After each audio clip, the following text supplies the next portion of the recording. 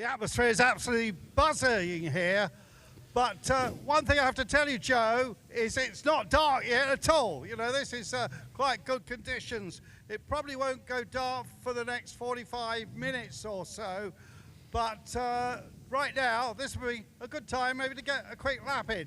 Now, people will be coming past me in just a minute. Everyone looking for learning the track a little bit more, I guess, but exciting times. We had a terrific battle, of course, for pole position. That's behind us. Now it's all about setup and learning this track in the dark. Now this, of course, is a track that doesn't have so many lights around it. Le Mans dark, Daytona, of course, is pretty light these days. So let's see what happens. Well, the first car's just gone out past me. So let's go back to you in the booth. Thanks, Andrew, down there, just soaking up the atmosphere as we kick off night practice. That we've already got a queue forming, and Paul Truswell to my left. We've heard from Paul Tarsi. Paul Truswell, you've got some information as to just when that sun's about to go down. Well, I was just giving you that actually for tomorrow, just to let you know, sun's set tomorrow at just before 9:45, 20:44 the sun will go down, and then the sunrise on Sunday morning, 6:24.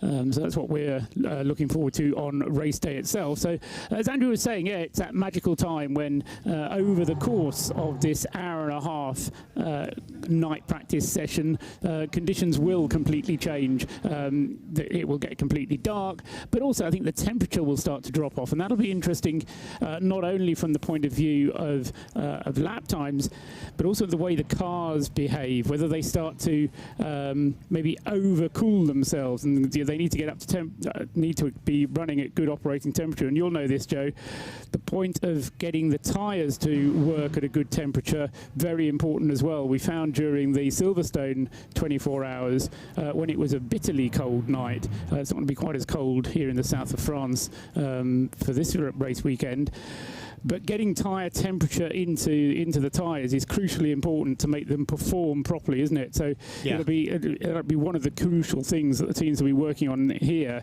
is to get the tyres up to temperature, because you can do things to the suspension to work the tyres harder, can't you? Yeah, but I think that's already played out. I think what we're going to be playing with tonight is purely tyre pressures, because once we get into the race, we're going to have a bit of an unknown quantity. I think we're going to start. The forecast is to rain, and that hasn't changed for about 3 days. So I'm not expecting that forecast to change overnight. I'm expecting to get up tomorrow morning with horrible skies and feel like I'm at a bad day at Snetterton rather than Paul Ricard on the Côte d'Azur. But even so, I know where I'd rather be. Absolutely, yes, indeed. Because Paul, that forecast, if we're going to believe it, is tells us that the sun's going to come out in the evening. And around about this time, the rain is going to clear, yep, and we're going to see sunshine. That's going to take us all the way to the finish. But with regards to what you were saying about tyres, it's all about the tyre pressure now. And it's also all about how these cars are now just going to cover the laps at a time, so that they can, all the drivers need to do at least 2 laps while they're out there in the dark, so that everybody can spool through that. The cars are going to be really just finding their way around, doing what they need to do. Many of these drivers, of course, will have been racing here before in the past, so it's not going to be completely different. It is, though, worthwhile just repeating what Andrew Marriott said about the fact that the circuit is by and large not very lit. It's got huge areas of it which are dark, very dark, and that this is something you don't see very much in endurance racing these days, that most of them are very well lit. It's a good point, although, having said that, a lot of the circuits that Creventic visits for their long-distance races actually don't have much light around, so they'll be used to this. But of course, the problem is that where drivers will have been picking out braking points or particular places where they have to clip a corner or be at a particular point on the circuit, they may find that point just disappears in the night time because it's not sufficiently lit, or because the headlights aren't pointing in the right direction, or something like that. So we'll see exactly how it hang on. Sorry, I'm just realising what is going on beside me. So we sorted that. No, we'll see exactly where the points are, where the drivers can't see anything, and then we may see some adjustments being made in the pits to the directions that the lights point at, and that may mean that you see the lights pointing in directions that you would never put in your road car, but that you put out at a funny angle, just so that you can pick out some corners, some curbs, some apexes, or even braking points. This is certainly not the darkest place we go to in the 24-hour series. I think the circuit that we're not visiting there actually this year, the circuit that wins that prize is Brno. Yeah, it's darker than the dark thing and for a very long time as well. Let's go down to the pits, Andrew. Yeah, well, I'm with a man who can fill in some story about that, because Aid Barwick's done a lot of races in recent years in the dark. How are you going to tackle this, Aid? Well, this is going to be interesting, because I've actually not been here in the dark myself, and one of the questions I've been asking is how dark does it get, and apparently quite. So just like, I mean, Barcelona, for instance, that was pretty dark, and I'm expecting it to be similar-ish to that, except you don't have the big grandstands here, or the floodlights on them, so I expect it could be pretty interestingly dark. Now, in qualifying, your car didn't run the last 25 minutes. What was going on there with Dan Brown? Dan O'Brien. No, don't worry. Well, at the end of the day, Dan felt there's probably no more than 6/10 left to find with himself. Obviously, Felipe went out. He had a reasonably good run, and we just felt that enough was enough. You know, that we thought we had done enough, which in the end was the case. Now, Aid is proudly wearing a brand new badge here, because he's the latest or second latest member of the BRDC. You're very proud of that. Yeah, thank you very much. Yeah, it's a great honour. Well, let's see how you get on in the dark now, and like to see Ginetta up near the front at the end. We hope. Thank you. Yeah, we can speculate as to just how difficult it is to see, and you know what, we came here with a perception that Paul Ricard was a very flat and relatively featureless place, especially with the way that they've developed the runoffs. This place has not been used for any kind of main motorsport racing events. It's been a test facility for such a long time. So the off-track areas have got this weird painting of stripes, etc. And it has got undulation in this circuit. It's got quite a bit of undulation in this circuit. All right, it's not a Brands Hatch, but it's certainly not as flat as it appears on TV. No, nowhere near, and that you're finding that all the way around the circuit with the stripes and things that everybody will know around RICARD here. I've always thought that it was a bit like a target, that when a driver went back to the pits and said, "Oh, I went off on turn 4." How many blue stripes did you cross? You know, it's, I don't know if you're aware of this, Paul, because it was last year when we got a chance to actually walk the circuit. Now you see the runoffs are, you can see them easily, clearly, because there's blue stripes and then there's red stripes as you get closer to the barrier. And these stripes are like, you know, a couple of car widths wide, but the surface of that runoff area increases in abrasiveness the closer you get to the barrier. Now you might think, well, that's, you know, you can we talk about track limits, cars can go over track limits, run off onto those gaily painted striped runoff areas and have no real penalty. Well, the abrasive texture of the tarmac, it's a kind of thing that you see or feel on the, you know, on the run up to pedestrian crossings on the roads. Right, okay. But it's really abrasive. If you run off right off the track or onto that red striping, that is going to just rip the tread from your tyres. It's that abrasive. It's like the coarsest of sandpaper, if you like. And you are going to penalise yourself if you continually go off track onto the blue striping and then onto the red striping. You are going to wreck the surface of your tyres. So there is an element of, you know, stay on the proper stuff, stay on the proper tarmac. That's an interesting one, because there is now talk in the upper echelons of motorsport about the fact that people can take the risks, they can run wide, all the inconsistencies that we see of track limits at some places and not at others on circuits and everything else, and even to the point that some people have been talking about whether it is feasible to put gravel traps back into being the chosen method at certain circuits. If you had that everywhere that was that abrasive, which meant if you actually went off, you didn't hit anything, you didn't do any nasty damage, but you were going to have to stop for tyres. And let's not forget that the primary objective of a runoff area is to just that is to take the speed off the car. Yeah. Like we've had gravel traps, can you remember the old catch fencing that we had? It was we thought that was quite innovative, didn't we? I mean, it was blooming dangerous. It was fence poles with wire mesh fencing in between, and we took down layers of fencing. We've evolved from that, thankfully, but the primary objective of the runoff area is to allow the car to stop before it contacts anything. In this case, around here, the barriers. However, what we've kind of inherited from that kind of approach to slowing cars down is the fact that we can now run off track on many, many circuits throughout the world without any real penalty. We saw it at Mexico in Formula One last year, where there was lots of debate about whether or not Hamilton should have been penalised for. But here at Paul Ricard, because it's a test facility, the whole point was to make the place safe and to go over the limit to test what the capabilities of the car was. So it encouraged you to do that, but without fear of making contact with any barriers. Well, the track limit thing could be easily addressed by the same approach as what we have here at Paul Ricard. Absolutely. With the different levels of abrasive tarmac. Absolutely, and I think that you see that time and time again, where people are taking different views of track limits, take different views of how they can be observed or not. And let's face it, if you're coming down to Paul Ricard for a test session and you've got a dozen, 2 dozen people, you've got drivers, you've got the car, you've got everything else, the worst thing that can happen almost is that somebody goes off in the first hour of the first day and takes a corner off the car or worse, and that the whole test is completely ruined. That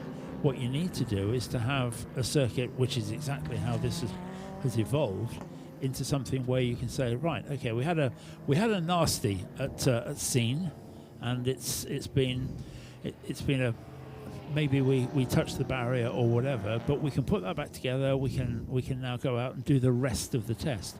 So therefore, with the test facility, it is even more important that you do have that proper runoff area.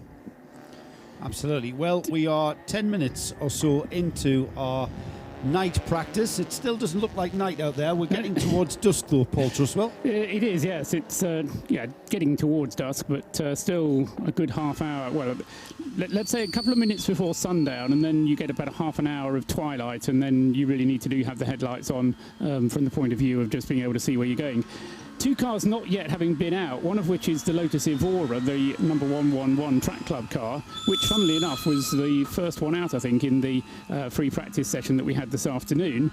And the second one out in the free practice session that we had this afternoon also hasn't put in an appearance. That's the 333 Car Collection Motorsport Audi RS3. Neither of those two have been out. However, everybody else has been out. And I'm just something that I was thinking about while we were having dinner, Joe, and very pleasant dinner it was too, I must say. But something I thought about there was we never really got into talking about the SP2 class during the and we said qualifying session. And we said we would. Now, if you've been hanging on that long, then good luck to you. But in the SP2 class, in the qualifying session, the fastest car was the Porsche Lorient racing car, the number 65, which was being shown on the video screen a little while ago.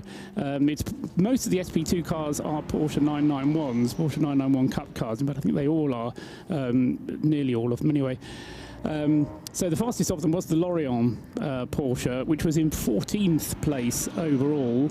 Second fastest was the APO Sport car, the British car that is driven by Alex Osborne and the 2 Mays. That was second fastest, but the time between them was about half a second, wasn't it? 2 minutes 13.6 or 2 minutes 14.1 for the Alex Osborne Porsche.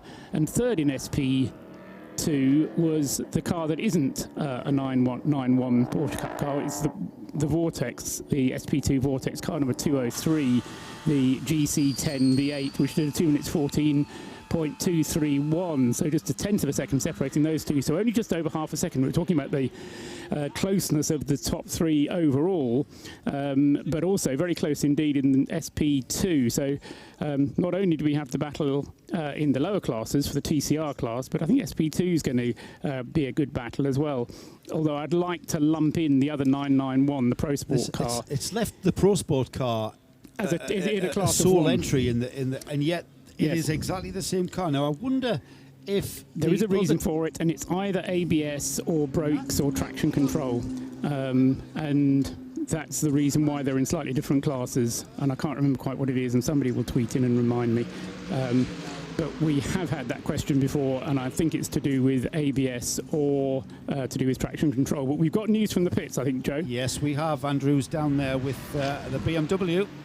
Yeah, the BMW is having a pad change right now, and it's not like we see at Le Mans where the whole unit comes off and the rotors come off and it takes about 30 seconds. I think this is going to take about 5 minutes actually, and everything's very hot indeed. And the guys are working away here, they're doing a very good job on this car, because we used to seeing these cars racing in the VLN series, lots of them in their own cup, but just a lone one here, the blue and red 235 machine.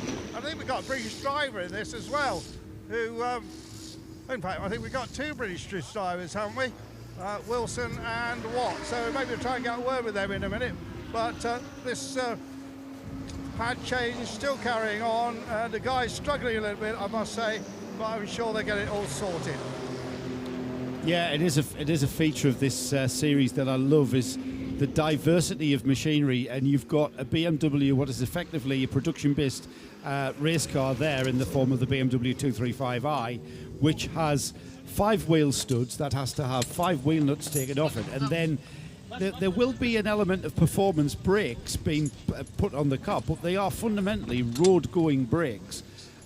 Competition pads, probably, no doubt, I should say, but they are, to do that job. You'd be hard pushed to get your local garage to do that. That's a 3-hour job. At local garage rates. So it's and the other end of that, you say about that being a production-based car, and very clearly it is that we're seeing the VDS Adventures car, the Focus V8, which is about as far as you can get from being a touring car as you can get while still being a touring car. It's a silhouette car, isn't it? Yeah. It looks like a Ford Focus. It appears like a Ford Focus, but it's underneath that bodywork. It's more like a prototype sports racing car. Yeah, one of the actually on that car, the VDS car, one of the things that eagle-eyed Andrew Marriott spotted during the break and is going to find out about thus far, although that car has 4 drivers on the list, only 2 have driven it, and indeed one of them wasn't even on the original list in the first place. So this is the number 58 Mark Focus VDS, which is currently the fastest car in SP2, isn't it? Having done 2 minutes 17 thanks to Ryan McLeod. Well, only Ryan has driven it at the moment, and the other driver who's driven it has been Stéphane Lemeray, who is a French driver who's been added as a last-minute entry to that car. The other drivers being the Papua New Guinean driver Keith Kasulke, Joel Van Luke and Raphael van der Straten, the VDS of VDS Racing Adventures. But as far as we can fathom, so far in the free practice sessions and in qualifying, only those 2, McLeod and Lemeray, have actually driven the car. So there may be some more laps to be seen from Van der Straten, Van Luke and Keith Kasulke over this qualifying session, or night practice session, because if they don't drive it here, then they won't be allowed to drive it in the race tomorrow. Yeah, I think that there was no obligation to cycle your drivers through in the car during qualifying. You could, in fact, the 333 Audi, which by the way has now left the pits with GM Lippmann in the car. We've got a slow car out on track, and that looks like the Lotus Evora, going slowly, the car 111, and it's out at the North Chicane, so it's halfway around the track at the moment. But there was no obligation to put all of your drivers into the car during qualifying. However, there is an obligation in the regulations to have everyone do a minimum of 2 laps in this nighttime practice. Am I right, Paul? That's yes, absolutely. 2 laps. two timed laps in this practice, so you have to be out and then back in again, and do that on two separate occasions. What you can do, though, is you don't have to do them consecutively, so you can do them at any point. So if you have a good reason, such as the car breaks down or it gets crashed, then you can appeal to race control, and the race director will take a view on the amount of experience that you've had and whether or not that an exception can be granted. But it's much better not to have to go to the race director and ask for special dispensation, although generally they would rather have the car in the race than having to exclude it, obviously. Conor De Philippi is in the number 32 Audi, and who's in the pits with, and Andrew Marriott is prying on what's happening to that 32 car. Yes, I am. There's a bit of a problem with the light. Just trying to. Some of that obviously is one of the things that you need to do at a test like this. We're just losing Andrew there. He's at the far end of the pits, I believe. The cars now are all obviously running with lights, and that the ambient light is now disappearing quite quickly. That when we started this session just 20 minutes ago, it was predominantly light. It's now certainly gone into the gloaming, as they say, and that we're also seeing the wind getting up a bit, which is maybe something we weren't expecting. But the flags are blowing fairly lustily. Yeah, and this part of France does tend to get some fairly strong winds, hence the name of the Mistral Strait, of course. Paul. So, yeah, I think what drivers want is consistency. They want it to be consistently dry. They want the wind to be consistent. Even if the weather is bad, they want the weather to be consistent. What they don't want is to have a blustery wind or gusts which can suddenly catch the car at an awkward place under braking where it didn't catch it on the previous lap. So they'll be feeling this without necessarily knowing quite why the car is getting a bit unsettled, and then just having to get used to the fact that it's like that. So we're going to see people out there who have not driven this circuit in the dark before, and with these variable conditions as well. So that's going to be testing. Yeah, fastest car at the moment is Eddie Cheever. Long time since I've seen Eddie Cheever's name at the top of a list. Well, Eddie's gone quickest in this session, 2 minutes 11.877. This is the son of Eddie Cheever, the Grand Prix driver, and he has joined as a fairly last-minute addition to the usual driver lineup of Jiri Pisaric, Josef Kral and Matteo Malicelli. Last year, you remember that car had Peter Cox at the wheel of it, and as I say, Eddie Cheever's currently the fastest one out there, having done 2 minutes 11.865. Let's pop back down to the pits. Andrew, we lost you a little bit on your last report. Are you still down there with that car, the 32 car? Have you moved on? No, that car's moved on, and they were just in the light. So just down at the VDS Racing team now to try and find out what's going on with their drivers. In fact, very Andrew, quick question. Oh, there you go. So far, you've only had 2 drivers in the car. No. Oh, timing and scoring said you had. Until now, yeah. But now for the night practice, everyone is driving. So Ryan McLeod is actually on the wheel. Then it's Stéphane Lemarais, then Rafael van der Straten, and then I start. So, voilà. And it's fantastic to see this great racing colours back. I'm so old, I'm used to seeing Formula 5000 cars racing in these colours. Yeah, something like that, yeah. It's very funny anyway, yeah. But how is the car to drive? Because it's a big machine, a great big tubular chassis and a big engine in the front. Is it fun to drive? It's a fantastic car to drive. The Mark car is a real toy for big guys. It's really funny. Well, thanks very much. So they are going to cycle all those drivers through, and well, we'll see what happens. I'd just love to see Team VDS back here racing. Yeah, it's good to see them. So it sounds from what Joel was saying then that Keith Castlecey won't be driving in that car, and that Stéphane Lemarais has stepped in his stead. It seems that Rafael van den Straten and Joel drove the car during the qualifying session, even though just Ryan McLeod and Stéphane drove it during the free practice session. So they've had all their drivers through. So all seems to be well with the Team VDS car. Yeah, I don't think Keith is going to be driving. You remember he had a huge accident just about 10 months ago? Very nearly a year ago, yeah. And he was touch and go for about 3 weeks in hospital. The man from Queensland, who was originally born in Papua New Guinea, and I think it's the only Papua New Guinean racing driver I've ever heard of.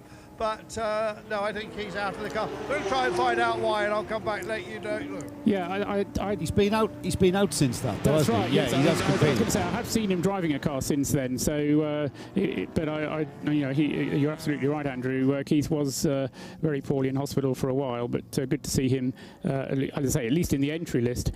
Eddie Cheever has gone quicker again. He's now into the 2 minutes 9s, 2:09.771 at the wheel of the Scuderia Praha Ferrari.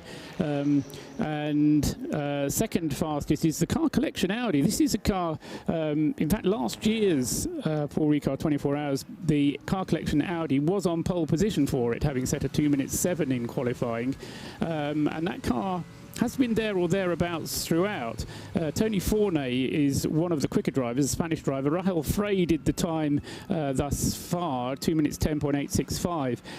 Now they're down as an AM class car, and I think they still are AM, the number 33 car, but it looks like they're going to be running in the AM neutral class, which is going to put them at 2 minute 10 for their lap times rather than 2 minutes 12, which is what the number 1 Hoffa Racing car is going to do. And it is that Hoffa Racing car that's currently third fastest. So interesting as the session moves into this night phase, when we are getting what are expected to be race times, that the AM class cars running at AM class pace, it has to be said, are up in the top 3. In fact, 2 of the top 3 are AM class cars. 2 minutes 10.865 for the Car Collection Audi and a 2 minutes 12.274 for the Hoffa Racing Mercedes. I think that's representative of what we're probably going to see throughout the race. Race pace, absolutely. Not so much I was going to say from the start, but not if the rain comes. And a familiar sight, seeing the number 11 Ferrari, the 33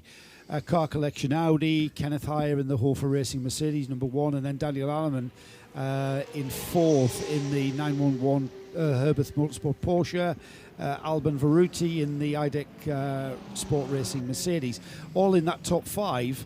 That's probably how the race is going to shape up if everything goes the way it normally does. But don't forget that the cars in the A6 AM class, which are currently sitting in 2nd and 3rd on the timing screen, will have that different fuel allowance, which is going to make a difference for that first part of the race when it's wet. Yeah, you know what? It's very rare that we do get wet races in the 24-hour series. That's because we always follow the sun.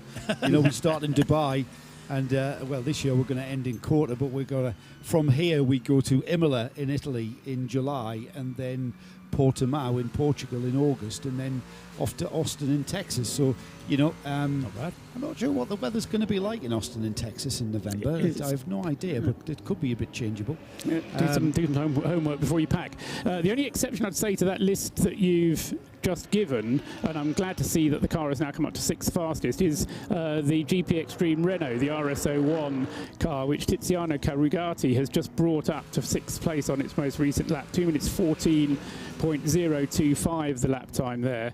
And I think we might be seeing the Renaults playing a part. They're already a race winner in the 24-hour series, remember, this year, running with this extra little bits of bodywork which they've been asked to apply, not only in front of the rear wing, as Joe was describing, but there's also some fins underneath the car which they're not allowed to use, which channel the air through the diffuser a little bit more effectively. So that Renault having to deal with some penalties for this race, but nevertheless I do think it's going to be up there or thereabouts, along with all the other cars you mentioned. It's just to kind of reduce its aerodynamic performance to bring it in line with our GT3 cars, isn't it? Because that car in its Renault Sport Cup spec, or was it the Renault Trophy, wasn't it? Yeah. It was a Renault Trophy car.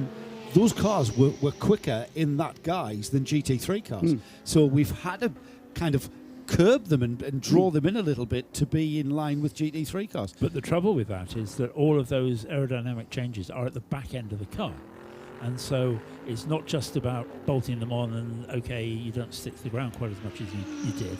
You've got to resettle the car completely, because you've got to redo the front end to make sure that you're going to get the downforce balance. An aero balance. Yeah, because otherwise it's going to be all over the place. So it's not quite as simple as it first appears, because you are going to have to rejig the whole of the car.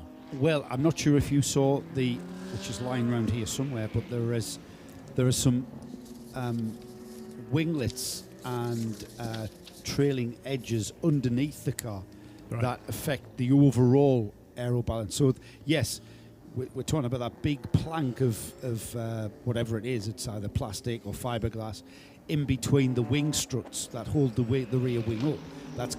That in itself is going to create downforce on the rear of the car, and cause drag, because it looks quite sort of agricultural, really. It doesn't look like it's been tested in a wind tunnel. I think in any way, shape or form. It's just like, we're going to bolt that on to slow you down. And like you said, it's a very good point, Paul, that this team has then, the RSO1 Renault, the GP Extreme team, have then had to find in some way how to balance that unbalanced aerodynamic guise that the car has been presented in by the regulations. You've got to have the best part of another day's testing, simply to get that balance right before you can do anything else. If you ever can. If you ever can, yeah. And you put it so well earlier on in terms of saying that if you stick your hand out of the window in your car and you can feel that drag as you do it, that's exactly what that's doing. So it's causing havoc with just the drag as well. So yeah, it's a big change. Change. The car on pole position is the number 11 Scuderia Praha Ferrari, and that car has just come into the pits. Eddie Cheever has had his run this evening. He's handed the car over to Yuri Pizarnik, but he's not going to be able to relax quite yet, because our Andrew Marriott is down there wanting some insight. I am indeed with Eddie Cheever. Eddie, you're a bit of a last-minute addition to this car, but I think you must be enjoying it. Yeah, it's an unbelievable track, and the car is fantastic. A Ferrari is always nice to drive, and I know Matteo because I'm racing with him in the same team in the Italian GT with the 488. I'm new to long-distance races, but I love every minute of it, and I was having so much fun now that it's getting a little bit dark, and I can't wait to start tomorrow. Now, the last time I saw you racing, Eddie, was when I was commentating on the Euro Formula 3 season, but you've done quite a lot since then. I think last year you won a championship in Italy, and you've also done some NASCAR racing. Just take us through that a bit. Yeah, I started my career on obviously Formula cars, and my best season was in the Formula 3 European Series. I learned so much. It's very difficult as a series, and from there on I had a roof on top of me, and I did two years in NASCAR. That went quite well. I came third in the championship. Last year I won my first GT. In my first season I won the championship, so with a 458 GT3, and this year I'm here for the first time in a 24-hour race, and hopefully we can have a good result. Pretty hard to be the son of an Indy 500 winner and all the pressure that brings, and all his Formula 1 success, of course, your father. Yeah, that's for sure, but it's an honor for me to be his son, and I hope I will have the same career. Maybe in endurance racing I can win something more than he did. So I admire him. He's my idol, and I hope he can watch the race from the TV. He's on the other side of the world, but he's rooting for me, that's for sure. Great talking to you. Thanks very much, Eddie Cheever the third. Thank you. Wow, another racing dynasty there. One that sort of been off my attention, off my radar. But yeah, I mean, Eddie Cheever, I remember in Formula 1. Eddie Cheever, I remember being a big name in late 70s Formula 2. And seeing his career develop into a star, and eventually winning the Indy 500. And I think he actually drove a TWR Jaguar. Yeah, absolutely. Of course, sports car racing. I might be proven wrong, but I think he's actually led Le Mans when he drove for the Jaguars. So yes, I mean, interesting that Eddie Jr. deciding not really to sort of harp on his father's lack of success in endurance racing, but it certainly wasn't for want of trying. Eddie having certainly had Le Mans starts, and so I feel he might have actually led the race at one point, but certainly great to hear from him. Thanks to Andrew Marriott for catching up with him there. Rofco Mercedes I wanted to talk about, the number 31 car. Nicolas Minassian has taken the car over from Raoul Goethe. Raoul started the night practice session, has now handed the car over to Nicolas Minassian. Now, this is interesting because it's now not quite fully dark, but certainly pretty dark. And one of the jobs that we set, Andrew, before this session started was to find out how much of the nighttime driving Nick is going to actually do for this 24-hour race, because he has gone on record in previous occasions and said that he doesn't like driving at night. Well, he's reaching that tender age, isn't he? Where things like that begin to disappear. Now, it may be that his view of driving from the inside of a comfortable Mercedes is rather different from driving from the inside of a Peugeot LMP1 car. So he may say, "Oh, no, I can manage this. It's not a problem." Because the rate at which things are coming at you is reduced that much slower. somewhat. And to be fair, there's the wide open spaces of the Paul Ricard high-tech test track to catch you, rather than the forests of the La Sarthe region. So I don't know, it'll be interesting. I'm sure Andrew or Nick will catch up with Quick Nick Minassian once he gets back after this stint. He's been in the car now for this is his 5th lap behind the wheel. Rolled was out for 7 laps, and this is the car, the Gulf coloured Rofco Mercedes, which we've said used to belong to Ram Racing, and is the car that Ram Racing used to win this race 2 years ago in 2015. So the car knows its way around, even if not very many of the drivers do. Andrew will certainly be catching up with him at some point, I'm quite sure of that. Yeah, and Nicolas Minassian just putting in a personal best for the car, a 2 minute 11.5. So we nickname him Quick Nick. And he's living by that adage, isn't he? He's continuing to be quick. Will be interesting to see how the other drivers fare, because this nighttime session is all about everyone doing their obligatory 2 flying laps. So no doubt about it, the cars are being driven and being optimized in their run just to see how the tyres are working in the cooler nighttime temperatures.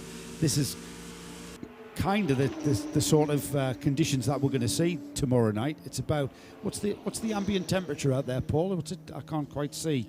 Just waiting that's for it to because cycle through. Around 15.7 now. 15.7. It right, was 16 at the start of the session, so it's dropping down. It's actually dropped more between the qualifying and the beginning of this session than it has during the session, but it will continue to drop. I think overnight temperatures are due to get down to around 10 degrees.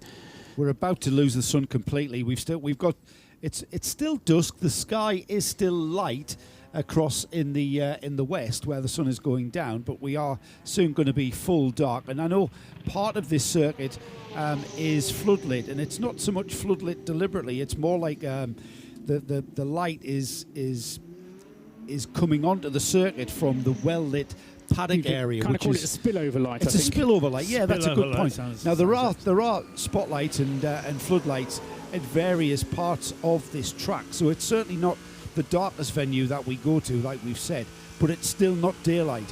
And being a driver of a certain age, I know exactly what Nick Minassian means when he says his nighttime vision isn't as crisp as his daytime vision, perhaps. But before we actually book his place in a retirement home, we should bear in mind that Nick Minassian is actually only 44 years old. That he hasn't got his place booked quite yet, and I'm in awe of the fact that he is prepared to acknowledge at 44 years of age that his night vision isn't perhaps what it was 20 years ago, but he's still a young man by many standards. Well, by mine. by your, I was about to say, Paul, no disrespect, but by your standards, of course. Everybody's young by my standards. Now, the car that will be on the class pole position in TCR is the number 333, the Car Collection Audi RS3. At the time was put in by Rick Breukers, who is in the car at the moment. But the driver that just stepped out that car is with our own Andrew Marriott. Yeah, well, here's Jamie Littman Jamie, you're the only driver that came to us with a really nice press release telling us exactly what you were doing, bit of history, and you know, that's good, and we really appreciate that. But what it did say, of course, you're a last-minute shoe into this car, and you're pretty pleased with that. Yeah, I don't know why. I have a great habit at the moment picking a team that does well. So the last couple of races, I've changed teams literally at the last minute, and I was going to be driving in Brands Hatch this weekend in a KTM, but that deal kind of fell through at the last minute, and I was having a conversation here with Peter at Car Collection. He said, look, we have a drive, let's do a little deal, and we had a deal, and it's yeah, great to be in a great Audi RS3 here. Now, we've not met before. I can see you're one of the real characters of this series, but what's got you into racing, and what's this noodles business here? Well, I actually started off with husky racing. I used to race husky dogs. I was like for 5-time husky racing. The trouble is they bit you. Yeah, no, that's how I started off. And I was very lucky. I had an opportunity to go and drive a car through business, a Formula 600, Formula Honda, at Kerber, a sprint track in the Midlands. And I was hooked. You know, I loved cars since I was a kid. I mean, can you really go racing? And you can. You can go racing. You go to a track day, and I just got hooked. And I got into Caterhams. And Caterhams are a superb entry series in the UK. And then I just kind of worked my way up the years, and a few years later you find yourself you're racing at RICARD, one of the great circuits of the world, and going to be a Formula 1 track next year.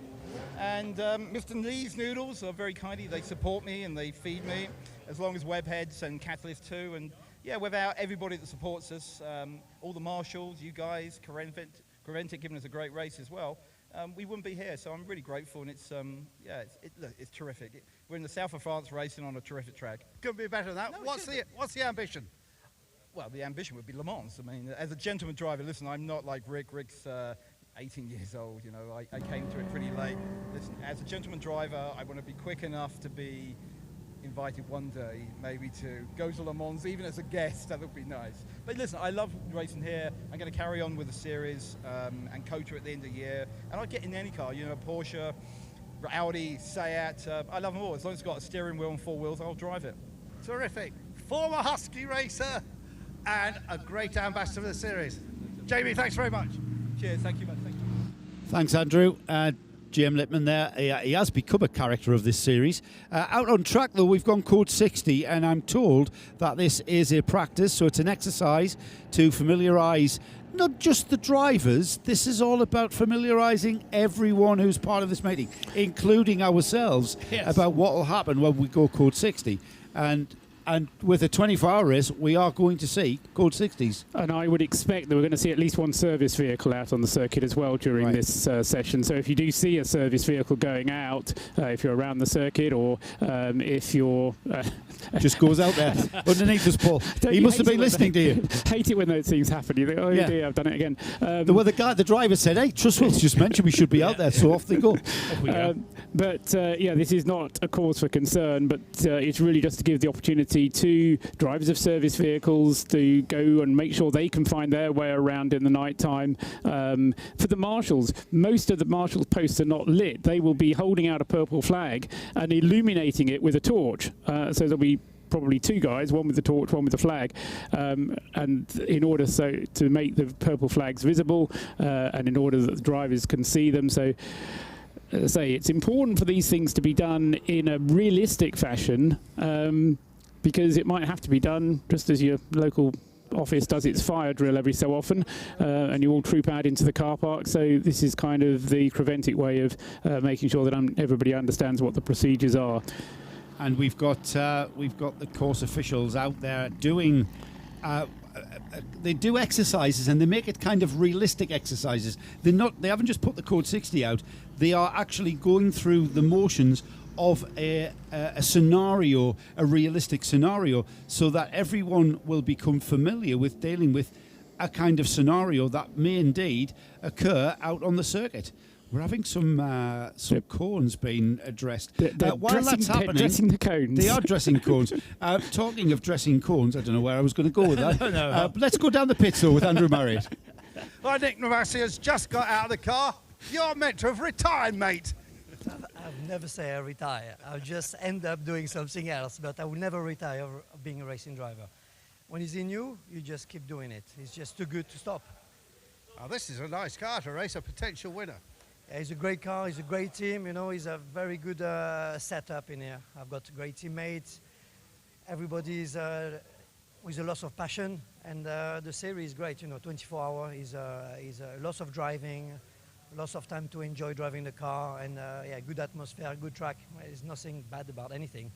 Now, you've got a lot of things going on in your life, of course, being a team manager now, and then you're going to be behind a race series for, I think, 90s sports cars. Just tell us a bit about that. With the Dragon Speed, I am a sportive director, so my role there is like bringing my experience for 17 Le Mans and all of the things I've done in the past and pass it on to younger generation, and as well trying to make the team a bit stronger. You know, it was already a great team, but we've won from 1 car to 2 car, so you need to be more backup. Elton Julian is running a fantastic team, so now he's just bringing the last little bit to make it a winner every weekend. And so I enjoy that. You know, I prefer driving, to be honest, but I do enjoy that. And on the other side with Master, we're just putting up together a series of cars from 95 to 2011. All those cars are in the garages and they need to be coming out because they're beautiful. If you're owner of one of these cars, at least you can go and have some fun over the weekend, and that's what we're trying to do. Make everybody having fun with their lovely car and show them to the fan. And it's going to be, you know, always Masters. First race will be in September, and next year is going to start being a proper 6-7 championship. Very good. Nick, reflecting on your career, 3 times runner-up at Le Mans, I think it was. I think, what do you win? 7 or 8 major WEC sports car races. A hell of a career. Yeah, it's not finished. I would like to add that one to my calendar. You know, if I could win a race here, you know, I've never. Everything I do, I don't look back. You know, it's always look ahead, and I've been lucky to be able to drive great cars, which give me the chance to be able to race at the front. So, a great career, but you know, still there. I should know the answer to this. Have you ever won a 24-hour race? No. No, I didn't think you had. Well, it's great to see Nick Manassian racing here. What about racing the night? Because I thought you didn't like racing the night very much. I love racing in the night. That's right. So you told me wrong, guys. No, it's part of a 24-hour race, and that's what I love endurance. You know, with Rough Go Racing and you know, my teammate Roald, Stuart and Jamie, you know, it's fantastic to be there. So if I can come back with a win altogether, it would be great. I think you've got a real chance here. Great to see Nick Manassian behind the wheel, guys. Thanks, Andrew. Okay, guys, hold up. Who said Nick Manassian couldn't see in the dark? Was it? Trustwell was there. His hand was up. And I won't name the source because I don't want to blame him. But it's him, that narrows it down. That's 50%. Yeah. And I don't know that many people, so that's narrowed out most of the rest of the world. A very short list. But anyway, I'm glad that Andrew got it out of Nick Manassian from the horse's mouth. And also, I just love Nick and his approach and his attitude. I think it's fabulous. So yeah, great interview from Andrew, and we can hear more from him. Yeah, Paul. I just, of course, I was concentrating on the interview. Is this a practice code 60? I just saw an ambulance going down the pit lane. I wasn't quite sure what that was about. Yeah, it is a practice code 60, and as you say, you were doing the interview, so you were concentrating on that, rightly so. I was passing a message over to Joe whilst it was happening, saying that during a practice code 60 in the night time, they will put service vehicles out, as much as anything else, to get the drivers of the service vehicles to know where the track goes at night. And also, as we were saying over dinner, to make sure that the marshals have got the torches ready and that the purple flags get illuminated correctly, and that the drivers just know how the procedure works. Slow down to 60 kilometres an hour. It's great to know. And don't overtake. We were talking about this earlier, but I like the idea of the torch. It's a bit of a throwback series, this. I mean, this is what I remember, guys. Things like having a torch light shining at a flag. It's a very efficient way of illuminating things using a torch, and LED torches are so efficient as well these days that nothing wrong with those.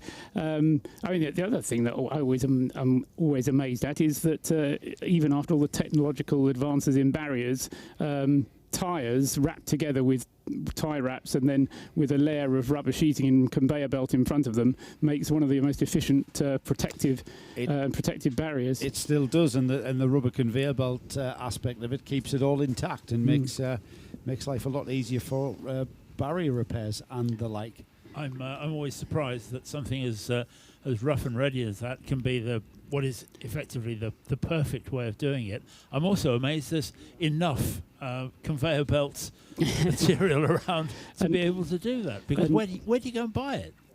And of course you do get an awful lot of leftover tyres after a race meeting, so giving them some place to be recycled is always a good thing as well.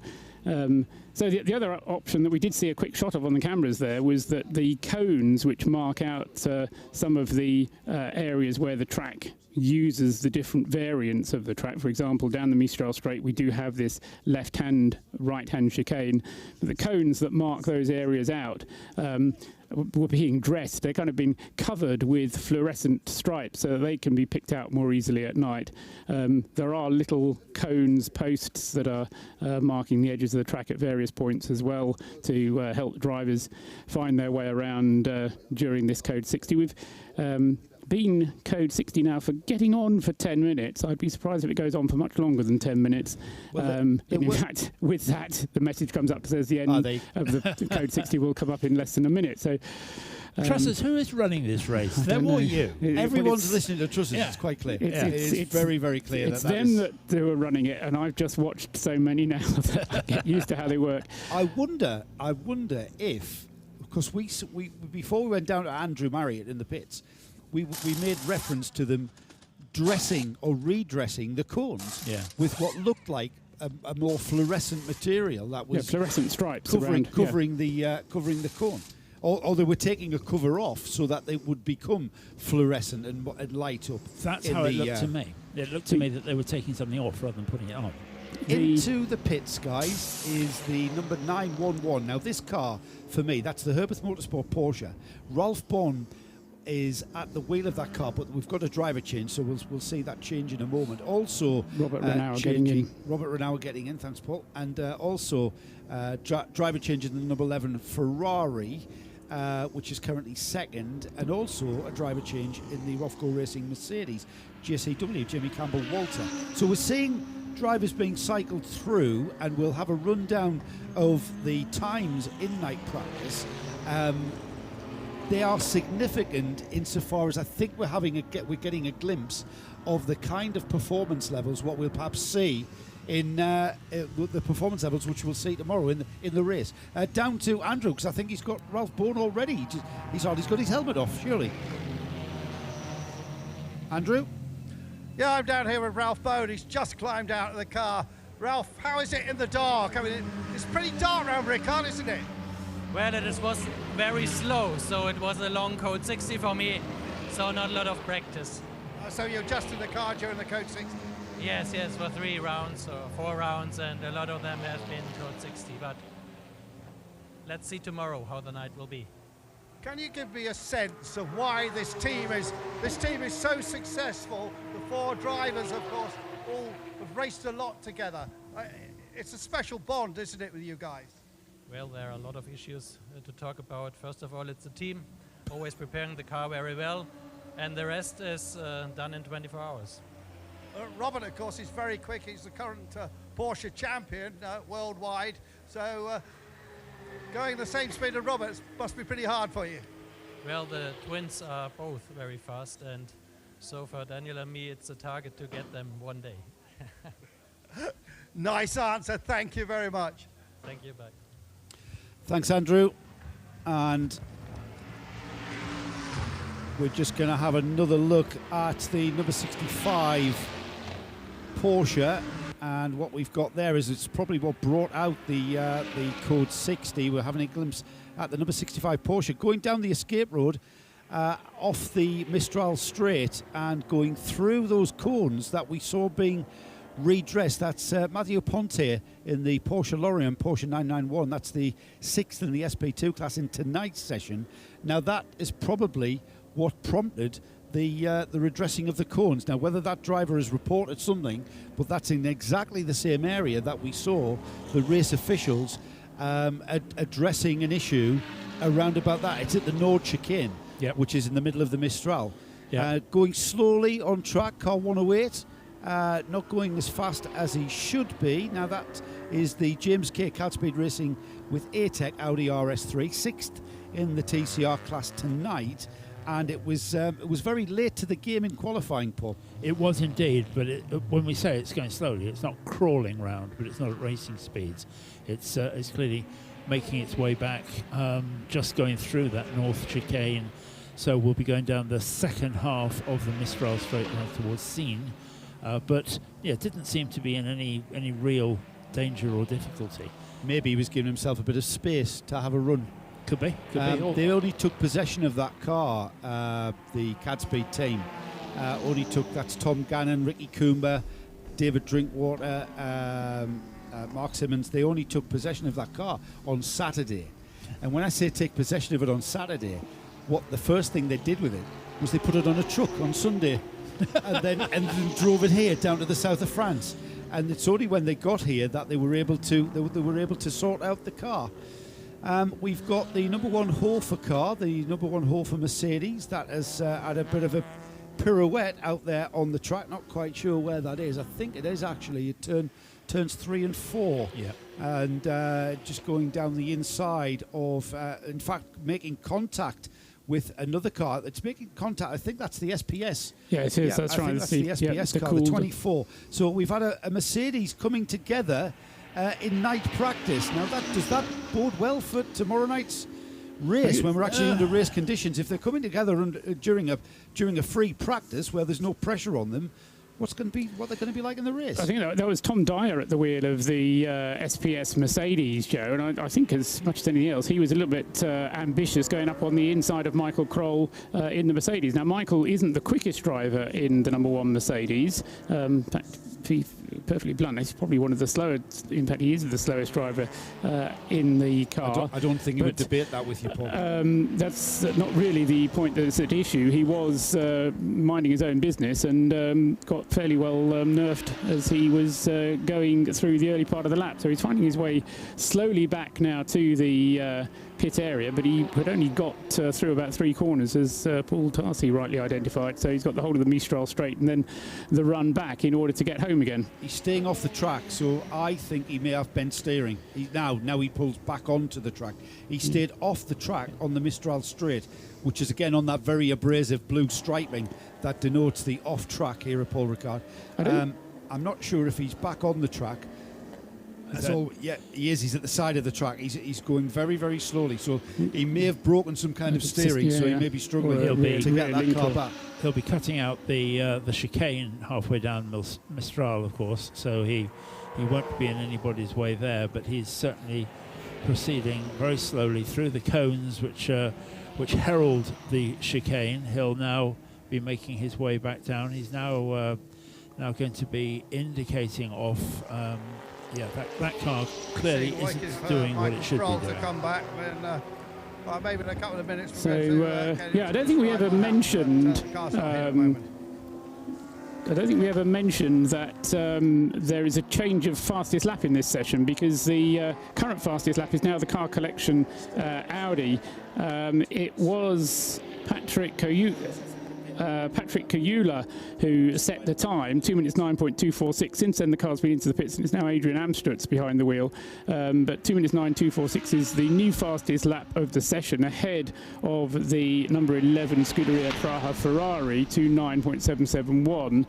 And then up into third place now, although he's now brought the car back into the pits, is the Rofco Mercedes, Jamie Campbell-Walter, having done a 2 minutes 10.848 behind the wheel of the number 31 car. So it's Car Collection Audi from Scuderia Praha Ferrari, Rofco Mercedes third, and then another Car Collection Audi, the number 33 car, currently in the hands of Dirk Parkhofer, and he is in fourth place.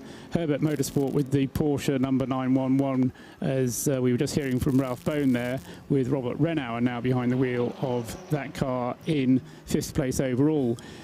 point to make, I suppose, is that even though we had the code 60, which slowed everything down, the 2 laps that you performed whilst the code 60 was out do still count as your laps behind the wheel of the car. So you don't lose the laps behind the wheel. You just lose the fact that it's taking you a lot longer to do those laps than you really want to. And we could hear that quite clearly whilst Andrew was talking to Ralph Bone then.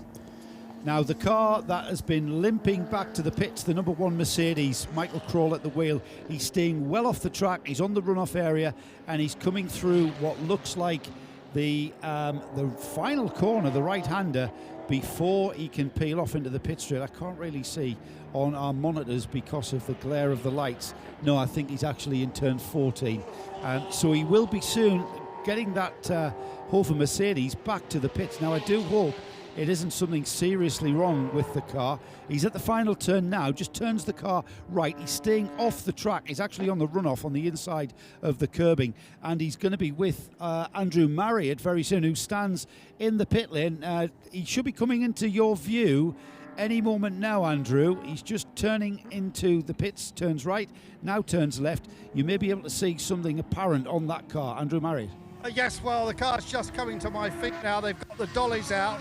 They're going to slide those under the chassis. They're going to turn the car around and put it back in the garage.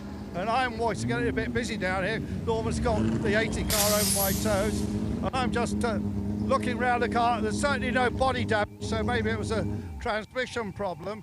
So I'm going to go back into the garage, see what they're doing, and then give me a minute or so, and I'll come back and tell you exactly what is wrong. But they're going straight to the right rear and looking at that, and they're going to bring that off, and I'm just trying to see if there's a problem down there.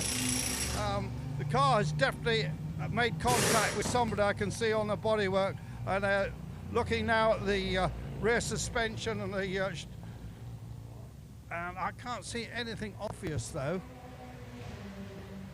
Now we're just getting out at the moment, and maybe we can get round. A cameraman doing a great job here to catch the action.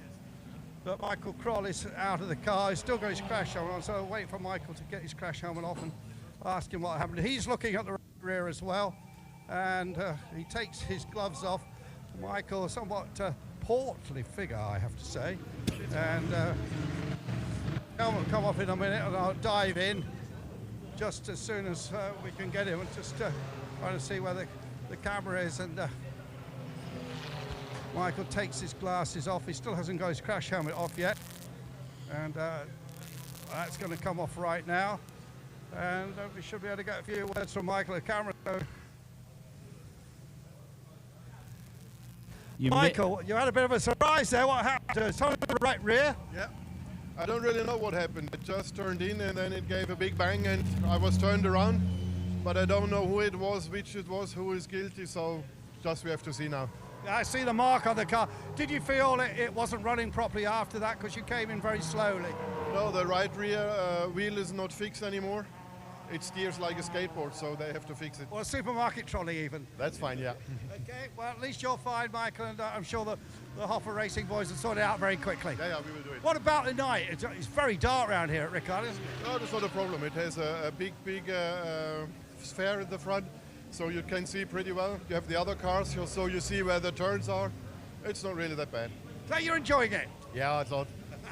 Love that facial expression. Okay, guys? Thanks, Andrew. Yeah, the Hofer boys do love their racing, and they go racing very, very well indeed. That's why there's the number ones on the car, because they are our champion team of 2016 in the 24-hour series. Currently, that car is in 7th overall and is 3rd in the AM class. Now, Axel Jeffries in the Renault RS01, who lies in 6th place overall, car 28, that's still showing as being in the AM class. But Paul Truswell, you with saying that they are moving the number 28 car into the Pro class. Absolutely, yes. We need to have that addressed then on our timing screens. It will happen. Don't worry. All in the fullness of time. The problem for that car, in effect, and I do kind of see where they're coming from on it. Even though maybe we'll come back to that because there's another incident on the circuit, Joe. Yeah, we've got the number 85 Porsche. That's the PROsport Porsche. Joe Foster at the wheel. Now, Joe is a very experienced driver, as is all of the drivers in the PROsport car. Again, a driver lineup of Charles Putnam, Charles Espinlab, Joe Foster and Andy Pilgrim, who's joining those three for all the longer races this year.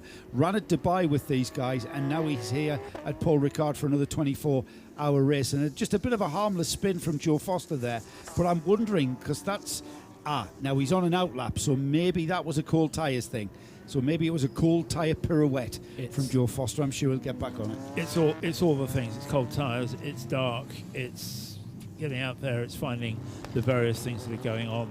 It's just one of those things that happens in these kind of times. I'm slightly worried about the number 1 car because clearly in being punted on the right rear of that car, as we heard, it's handling like a supermarket trolley, and that's going to be difficult because there is less now than half an hour of this session left to run, and that they are therefore going to have to work very quickly if they're going to get that car back out in this session. And it's going to be a question of whether they can actually get all their drivers through. Back down to the pits. Back down to the pits for Andrew Marriott, who I believe may have James Kay to talk to out of the 108 Audi. Yes, I have, and I think the camera's just far out. James Kay just climbed out the car. I know you've only just got the car back from Dubai. Seems to be running okay. Yeah, I think we're very surprised. You know, we finished the race in Dubai. It stood there for nearly 4 months on a plane last weekend, and it's here. Well, why did you leave the car in Dubai so long? There must have been a good reason. There was a number of reasons, none of them actually very good. Not I want to know. James, you've had a phenomenal career over the years. I mean, twice BTCC Independence Cup champion, all that success with synchro racing, and well, it must be the best part of 20-odd years. Yes, and I still enjoy it every time I get in a car. Even today, I thought, you know, this is what I really enjoy. I'm not going to give up just yet, although I should. Is RICARD new to you? Pardon? Have you raced a RICARD before? Yes, I first came here in 1989. Tell me how. Renault 5 Turbo Cup Championship, the last round. Can you remember your way round? No. No, of course I can, yeah, of course I can, yeah. It's exactly James Kay, one of the great saloon car racers of Britain. Super to see him still running this very nice Audi here. James, thanks very much. We'll talk to you in the race, no doubt. Thank you very much, thank you. Yeah, now on our track tour, this was that this morning? No, it was at lunchtime. We were just talking about that, the fact that this Paul Ricard circuit is exactly relatively the same circuit. There's small changes at turns 1 and 2, which used to be a very, very fast sweeping left into a sweeping right S's. It's now a tighter left-right. Still an S's, it's a little bit more open than a chicane, but fundamentally the rest of the circuit, other than the chicane in the middle of the Mistral, it's pretty much the circuit that was raced on back in the 70s. It is indeed, and even that first corner, the left-right, as you say, that very, very quick left and right, is still there. It's just that, that it's not being used now. And part of the attraction of this circuit as a test track is that if you've rented it and we know that there's lots of Le Mans testing goes on here and all sorts of other stuff, that you can form it however you want to. Absolutely. Go Coast 60 again. Paul Truswell, do you have any info as to why that is? Not yet, no. I know you've been itching to tell us something, though, haven't you? You've been hovering above my left shoulder quite ominously. I've always got things to do, and I tend to stand up more anyway. No, I wanted to pick up on what Paul Tarsi was saying a moment ago with the drivers cycling through the number 1 car. They've been pretty efficient so far. Actually, Michael was the 4th driver in that car, although they'd been going for just under an hour when they had that problem. So they've had Roland Eggerman behind the wheel, they've had Kenneth Hire, they've had Chantal and Michael Kroll all doing their bits of driving. The only driver who hasn't driven it thus far is Christian Frankenhout. Now, no way is Graventic going to say that Christian Frankenhout isn't experienced enough to drive. So I don't think there's any concern for that car not to get its qualifying laps, but what it will lose, of course, is just general familiarity and unfortunately giving the mechanics some hard work to do when they'd rather be not doing hard work. I think that team know their way around. But they do, and since having that GT3 AMG Mercedes, it's gone a lot better. Sorry, Paul, I just had to put in there because I've just seen pictures of Michael Kroll making his way positively down the pit lane to the SPS, in the direction of the SPS Mercedes pit garage. If Andrew Marriott can hear us, he might want to head down there to the SPS garage to see what sort of debate ensues. Yes, yeah, but before that, we've got a word with we can get a word with the sports car legend, that is Andy Pilgrim. Okay here, yeah? Andrew?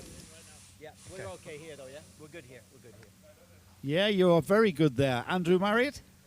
Okay, Joe, well, I've actually lost everything in my cans at the moment, but I guess you can hear me. So I've got Andy Pilgrim here, who I've seen finish second at Le Mans 4 times, was it, Andy, in the Corvette? 4 or 5. I think 5, actually. I don't even want to talk about it, yeah. Because you had a great career with GM and later in the Cadillacs, and I think you only just finished that chapter in your racing career. Absolutely, yeah. This year I thought, well, maybe I'm done, you know, and then Charlie calls and says, hey, you want to do some races overseas? It's been 20 years since I did stuff with Porsche overseas, and here I am again doing tracks like the Nürburgring and Paul Ricard, which I've never done before, and Dubai, having a great time. Racing with 3 good American race car drivers who we're used to seeing in the Conti series most of the time. Absolutely, legends. I mean, Espen Laab and Charlie Putman, and I've got, of course, Joe Foster. I mean, great. I've known him for years, and now I get to drive with him, and I'd never done that before, so it's great. Now, Andy, I said, of course, you had a great career with GM, yes. But before that, you were very much a Porsche man. I think you had the most incredible record of finishes, didn't you? I forgot what the record was now, but you did like 5 years without ever having a breakdown or something. Yeah, it was a lot of, I think it was 117 races with no DNFs going back, and Porsche was a big part of that. Late 90s, and of course with Alan McNish at the end there, and 99 was brilliant. So then GM, you know, picked me up, which is good, and I was there for 19 years. Great to see you racing here. Racing life over 50, eh? Absolutely, you got it. You got it. I might be, you know, one of the quicker bronze drivers out there. How's that? You look about 35, mate. Oh, thanks. You're too kind. All right, cheers, Andrew. Andy Pilgrim there. Thank you very much, Andrew Marriott there with Andy Pilgrim, who, again, you know, Andy Pilgrim's been a stalwart of sports car racing throughout my career. Don't know who was the more legendary there. Absolutely, or Pilgrim. 2 legends come clash together, don't they? Excellent. No, it's great work down there, and yeah, so good to hear from Andy Pilgrim. We heard from him in Dubai, I think, as well, because he was racing there as well. British born, but now long domiciled in America, even longer than Jeremy Shaw's been in America, I think. Well, no, that's quite some time. No, I mean he was brought over to America as a child, I think, very early on in his lifetime. It was interesting seeing in the background when Andrew was talking just now that they were bringing the roller shutter down on the front of the number 1 car's pit, where I think we're very unlikely to see that car again. The danger with those kind of things when somebody has been hit on the wheel, which is probably what's happened there from what we can hear, is that if it gets to the point where it's the impact goes right the way down through the drive shaft, it can cause all sorts of problems. We have the number 908 Peugeot just having a fairly harmless 360, stopped on circuit and is now back on his way, but did enough damage there, I think, that he's going to have to stop for a set of tyres. Another harmless spin. Yeah, I would imagine he's probably flat spotted those tyres, so they'll be taking no further part in the weekend's proceedings because we do like to use these tyres. However, he is continuing round. He's just coming through the final turn there, just popping that right rear wheel in the air as he goes through that right-hander and leans on the car. So if those tyres are damaged in any way after that, well, it was a harmless spin. Oh, yeah. He looked like he stayed on the track, so he didn't go off track onto the abrasive stuff. So the 908 continues round. It is currently, just looking for it on our screens, it's currently 26th overall and 6th in the TCR class. So it is the final runner in the TCR class in tonight's session. And I think it may be apt with just coming up to 18.5 minutes to go. You mentioned, Paul, before we saw that car spinning, the number 1 Mercedes, the garage door coming down. With only 20 minutes remaining, I think, and the only driver left to cycle through is Christian Frankenhout, who is extremely experienced in that car with that team. There's no, and Paul has already alluded to this, that there is going to be no issue made from the stewards about Christian not doing his 2 obligatory laps in the dark. He raced here last year, he raced here the year before. He's, no stranger to the car. It's not going to be a big issue for Christian Frankenhout not to have taken part tonight. But he does have to go and ask permission. It has to be formalised. I'm not just being blasé about this. And he will get a very stern talking to and say, well, was there no chance that you could repair the car? So, it's a bit like when there's no problem about you not doing your homework. You still have to go to the teacher afterwards and explain why you haven't done your homework, even if you know the teacher's going to let you off. You've still got to go through the... Well, let's go down to the pits. We've got another of the PROsport Porsche drivers. Joe Foster has obviously brought that car into the pits now and is with Andrew Marriott. Joe certainly has, although the car's gone back on the racetrack. Joe, great to see you here. Yeah, I thought you closed a chapter of your life with racing when you decided not to race with Patrick Dempsey anymore, but here you are racing again. I know, I thought I had as well, and Charles and Charlie called me and asked me to come play in Europe with them, so it's a great opportunity. This is a fantastic series, and obviously the past 2 years we've had a chance to come to circuits that I had never been to before, and so it's been a great adventure. And this Porsche, slower than the one you're used to racing with Patrick, but still a good piece of kit. No, honestly, this is a Cup car base class, and it's actually quite fun to drive. It's actually much more difficult to drive in many ways than a GTLM or a GT3 car because way less downforce, way less tire, no traction control. So it's much more of a driver's car, I think. What about ABS? It does have ABS. In this particular class, it does have ABS. That's the only driver aid that it has. And so it's a lot of fun because you're managing the tire a lot more than you would in a car that has traction control. And what about this great RICARD track? I came here first in 1970. Oh, wow. First Grand Prix. Wow, it's an amazing circuit. It's really, really quick. I admit my favorite part of the circuit is the Signy's end with all the really fast corners down there. And I almost came here in Formula 3 in 1985, actually. Did you really? Yeah, I did British Formula 3 in 85, and my teammate Gary Evans actually came down here and did one round of the French Grand Prix here. Support race in Formula 3, and I didn't get to go, and I was jealous. It's an amazing place. Tick it off that bucket list, Joe. Great to see you here. Great, it's nice to be here. I appreciate it. Thanks, Andrew. Great to speak to Joe Foster. And again, sorry. Thanks, Andrew. Great to speak to Joe Foster. And again, Andrew and Joe Foster alluding to the history that we have here at Paul Ricard, and just creating more history in tonight's history being made by Matteo Malicelli once again. He just cannot be, he just can't settle seeing anyone else at the top of the timing sheets, and he puts in the fastest time of this session by putting in a 2 minutes 9.245 in difference to the second place car, which is the number 32 Car Collection Audi of Adrian Amstutz. 2 minute 9.246. 1/1000th of a second difference. Now that is close. He said he wanted to go quicker, so they said, "Okay, off you go quicker, but not too much." And so off he did. So a new fastest lap. There's also been a new third fastest lap as well, which was said a little while ago. But again, with everything else that was going on, we didn't mention it. Was that the Herbert Motorsport Porsche?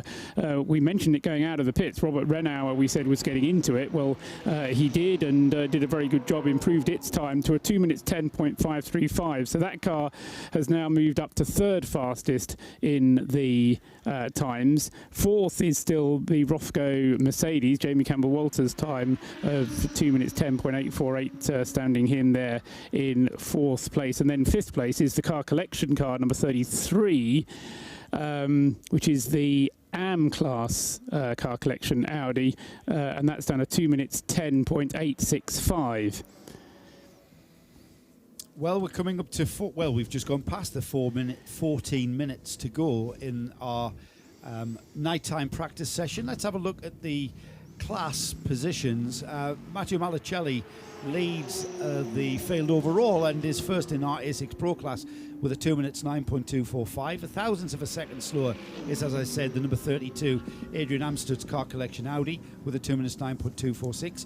Just pushing the Robert Reinauer Herbert Motorsport Porsche off the third spot overall and in class is the Alexander David SPS Mercedes, the car number 24.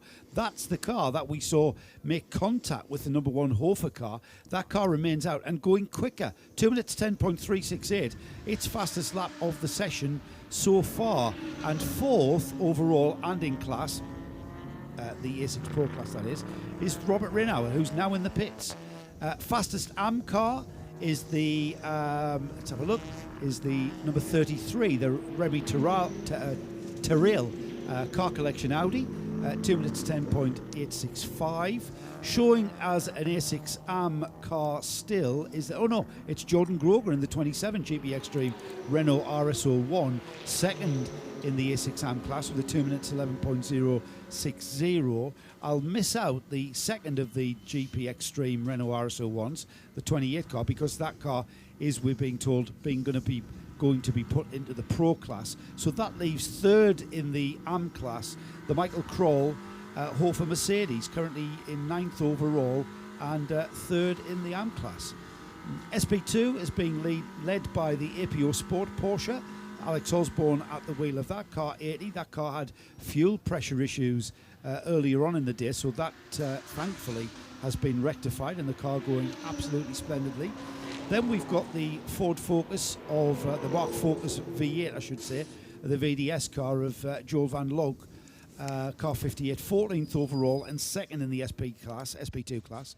And third in the SP2 class is Froderic Ansel, car 65, 15th overall. He's currently getting refueled, but that's the Porsche Lorient Racing Porsche, third in class with a 217.887. The only car in the 991 class is we've just been speaking to him, Joe Foster, who is not in that car, somebody else is, but so one of the Charlies is now at the wheel of that car out on the track, but that is leading its class because it's the only car in it. Now, the other competitive class here this weekend is the TCR class, and the pole sitter is the 333 car, currently with Monica Parhofer at the wheel, and that currently leads the TCR class tonight, in tonight's session, with a 2 minutes 20.223. And continuing in the TCR class, further down the order, 21st overall, car 216 is the Modena Motorsport Seat Leon of Benny Simonson with a 222.899, and third in the TCR class is the Insight Racing Denmark Honda Civic, Martin Jensen, car 124, 22nd overall, rounds off the TCR class. And of course, SP3, of which we have 3 cars, FAC Autotech Porsche Cayman leads that class in 24th overall, and our Cup 1 runner, the only Cup 1 runner, is Adrian Watt, who's out there, who's in the pits at the moment. Adrian Watt in car 235. We've got a car stopped on the exit of the pits. Yellow flag 204 is the number. It's the Vortex that car. Is the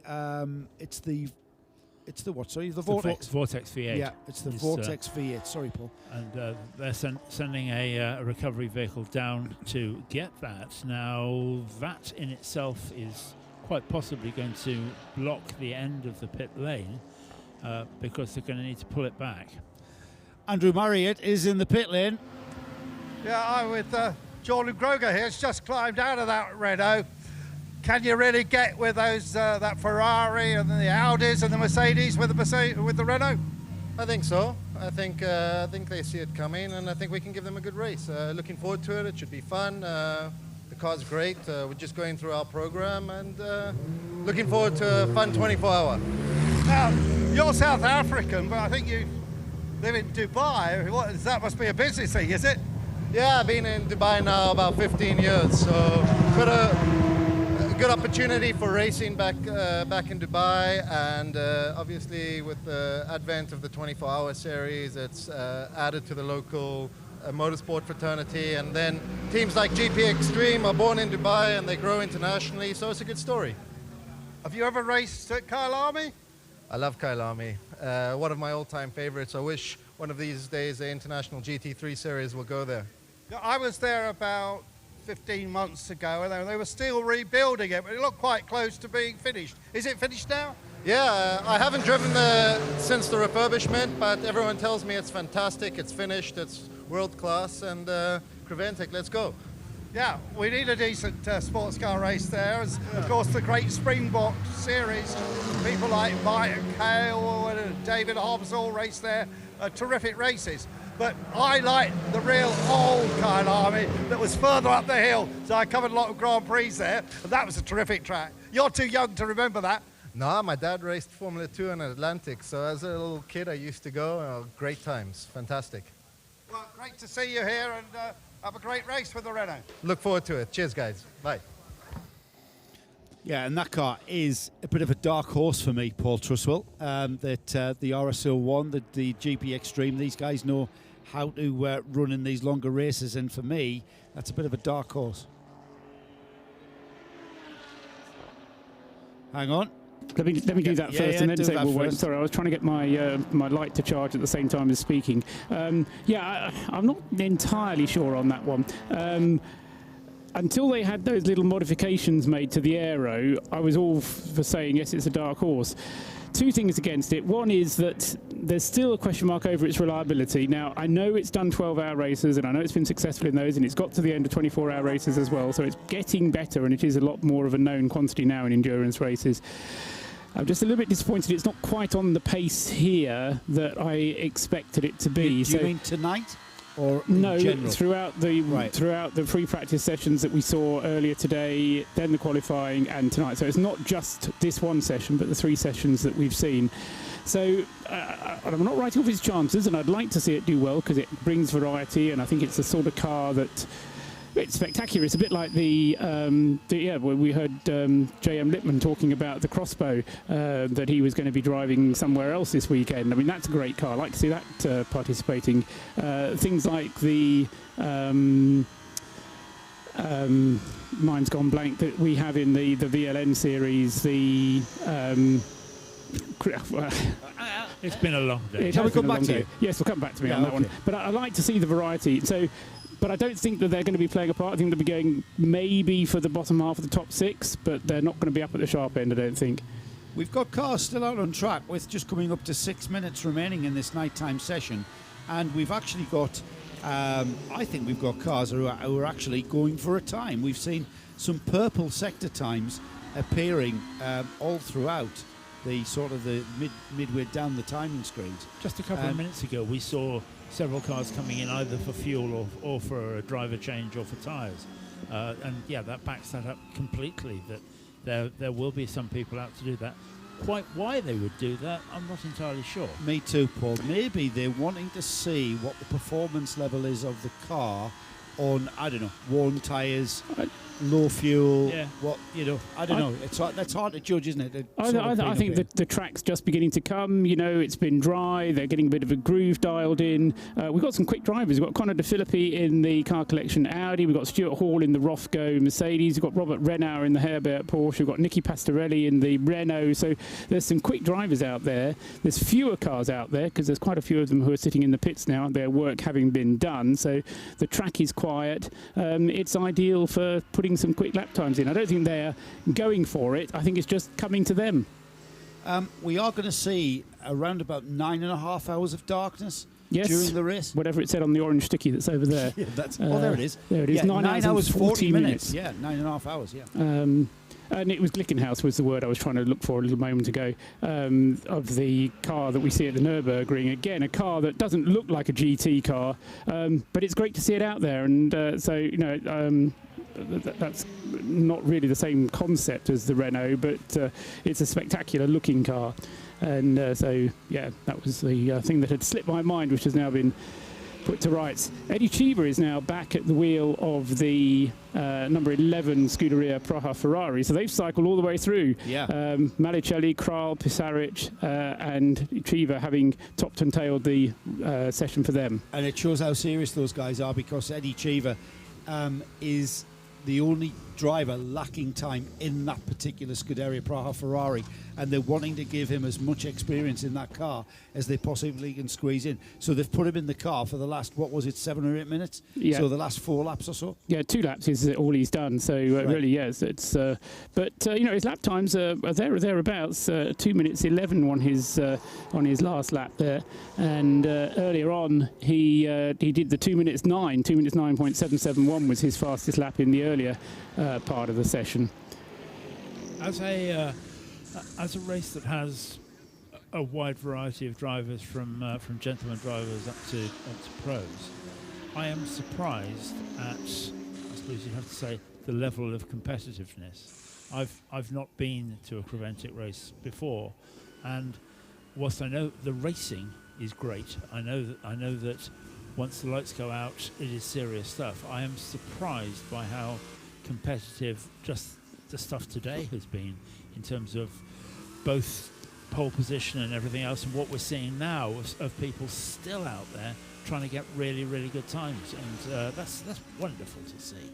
Stuart Hall does exactly that. As you were stating that sentence, Stewie does a 2 minutes 10.287, which the car was third anyway, but he goes a little bit quicker.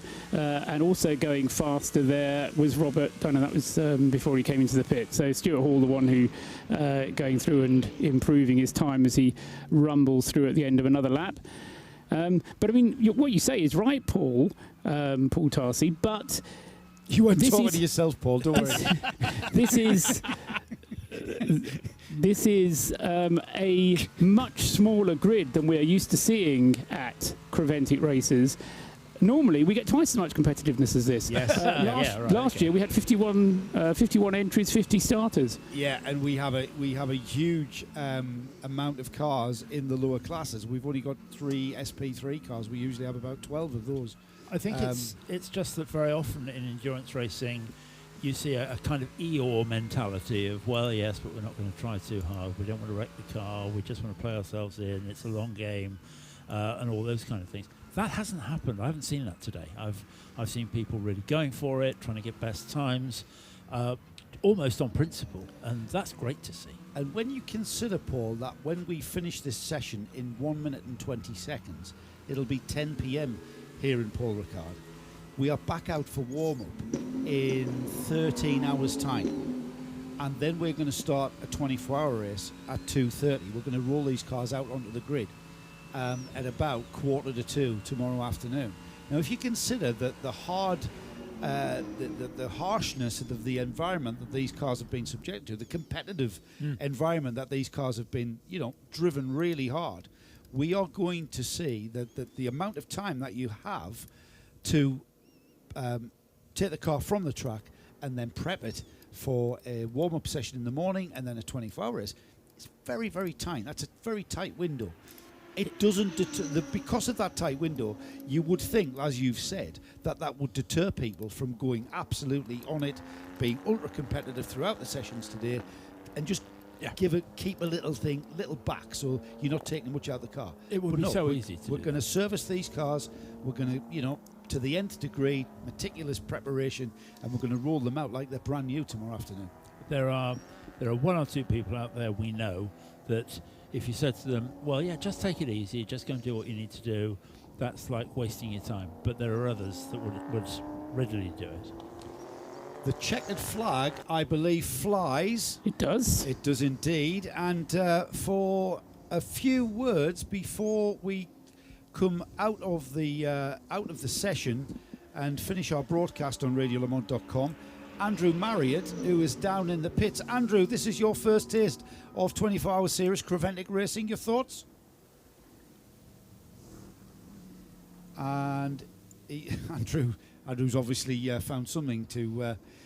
thoughts for tomorrow, guys, as we just about finished here on our night practice. Everyone has cycled through. The only issues we have foreseen, or we can foresee, is not really an issue. Christian Frankenhout didn't complete his nighttime practice. I don't think that'll be a massive issue considering the circumstances within which that occurred. Quickly, thoughts for the overall win? I'm going to go for the 911 just because they win everything. I'm not going to go for the 911 on principle in that case. I think it's Eddie Cheever would be my choice simply because it's Eddie Cheever and the number 11 Ferrari. But I'd love to see that to go and win simply because it's a Ferrari. Andrew, we're going to come to you quickly. Very quickly, in 5 seconds. I am going to go for the Golf Mercedes. Okay, that's a very brave, relatively brave stance there from Marriott in the pits. Paul, a quick one for you. I'm not going to make any predictions. We're going to have a look back in 20 seconds, so you're going to have to be quick. No thinking about it. Just go with your instinct. I'm not going to go for anybody. I'm not going to make predictions of that nature. You know I never do. So I just hope we don't have too much destruction in the early stages if the weather is bad and the rain that we're expecting does come.